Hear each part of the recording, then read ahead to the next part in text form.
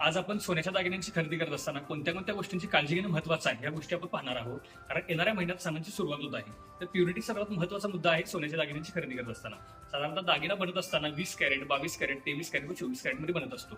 तर आपण जो दागिना खरेदी करतोय तो कोणत्या कॅरेटमध्ये बनलेला आहे हे जाणून घेणं सगळ्यात जास्त महत्त्वाचं ठरतं.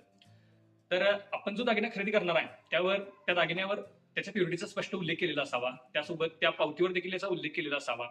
तर दागिना बायबॅक केला जाणार त्यावेळी तो कशा पद्धतीने केला जाणार याची देखील पूर्वकल्पना व खात्री करून आपण खरेदी करावा. साधारणतः सोन्याचे वळे, सोन्याचे नाणे, सोन्याचे चित्ताट, सोन्याच्या बिल्वर व पाटल्या हे दागिने साधारणतः 22 कॅरेट, 23 कॅरेट व 24 कॅरेट मध्ये बनतात.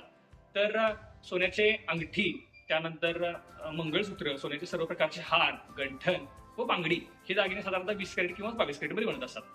सोनं ही गुंतवणूक आहे, ती सुंदरही असावी व शाश्वतही.